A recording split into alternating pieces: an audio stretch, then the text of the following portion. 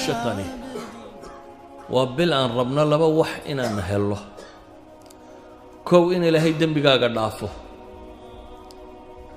hadda maaha inaynu iyada dembi kororsanno dadka qaar baa bishatan musalsalaad iyo balaa bishii uu dembiga hore iska rogi lahaa mid cusub bilaaba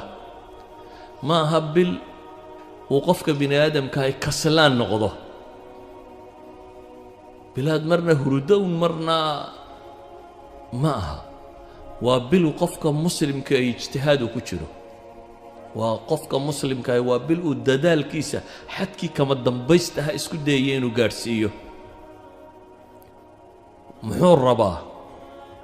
rabaa in ilaahay dembiga ka maydho wuxuu rabaa ajar inta ugu badan leh inuu shaqaysto wuxuu rabaa inuu ku biiro min cutaqaa'ih kuwa ilaahay naarta ka xoreynaya habeen walba naarta badh baa laga xoreeyaa bishatan oo dhan wadaaka fi kulli layla buu nabigu yidhi habeen walba ummadda muslimka qayb ka mid ah naarta laga xoreeya inaad u dadaasho sidii aad ugu biiri lahayd kuwa naarta laga xoreeyey waxay yidhahdaan culammadu bishatani waa shahrun litakhyiir gebigeedba waa sistamkaaga nololeed oo dhan inaad dib u hufto balaan cusub inaad degto acmaal gaaraa jirta uu bishan inoo sii tilmaamay waa kuwa ugu culus ee traininka lagu qaato traininada ugu culus kow dee isagu waa ramadaan waa wada garanay iyada in la soomayo waa garanay waxyaabaha ugu culus ee bishan la qabto waxaa ka mid ah nabi maxamed calayhi salaatu wasalaam waa bishuu malakul jibriil qur-aanka la daraasayn jiray malakul jibriil baa u yimaada nabi maxamed iyo malakul jibriil baa waxay daraaseeyaan kitaabka alle ilaahay hadalkiisa idan bishatani bay culammadu yidhaahdaan waa bilu qofka muslimkii u xidhxidho inuu ku tadabburo ilaahay kitaabkiisa oo fahmo ilaahay muxuu nolosha ka rabaa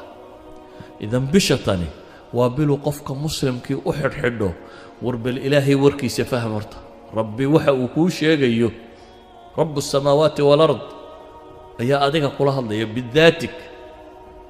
dadka quraanka markay akhrinayaan cid kale ka fakaraan cid kale ka fakareen adigun baa ilaahay la hadlaya qof walba gaarkiisa loola hadlaya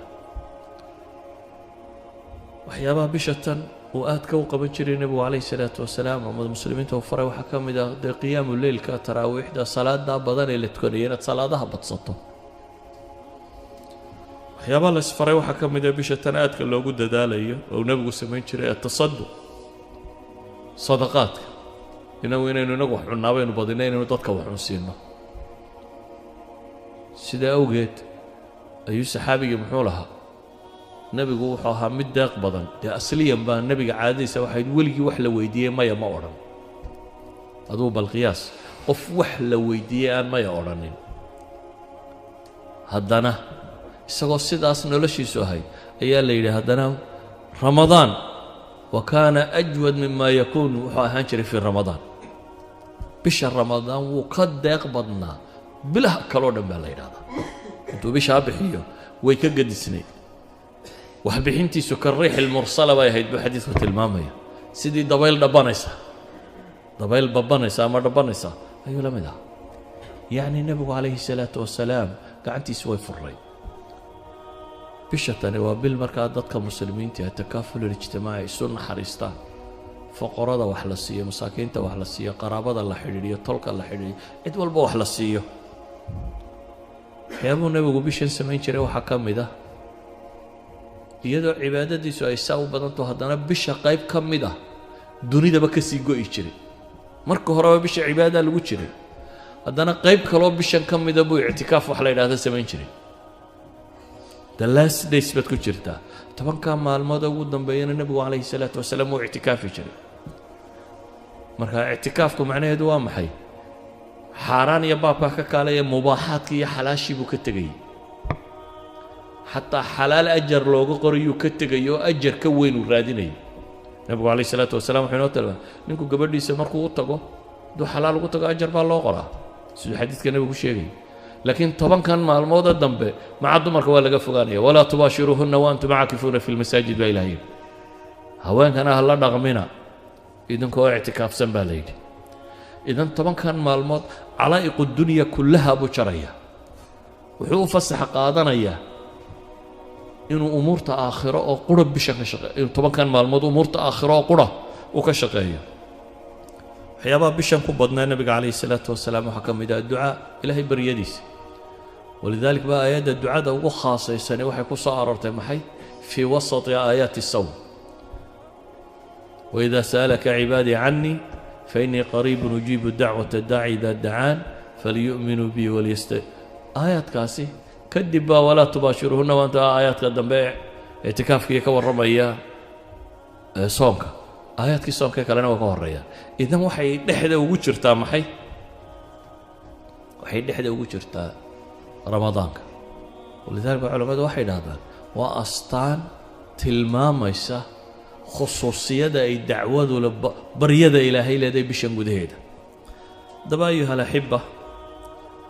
إلهي وحين لي وأن تصوموا خير لكم إن كنتم تعلمون كوي عذر ذاك اللسيي أيها هدنا وحل ليلي وعلى الذين يطيقونه فدية طعام مسكين مركي ليلي أيها هدنا وحل وأن تصوموا خير لكم إن كنتم تعلمون أدقى عذر ذار هيستهدنا وحل ليلي وأن تصوموا صومك إذن خير بدن هذا وح قرانيسان با إلهينا ليه سبحانه وتعالى هذا وح قرانيسان ودبا أيها الأحبة وركي وحكو كوبية بشة صوصعة إن شاء الله تعالى ديار قروغي إنه هالنقض السيدة إنه إلهي يقول نقول لهين ربي يقول حلمي لهين آخرة يقول نقول لهين تارجت كينا وقوين يسينو عذاب كيدا وقبت بادي لهين جنة إلهي ويديسان لهين وقيل لهين بشتاني مركا هالنقطة دال بدني وينو كان مغضى أو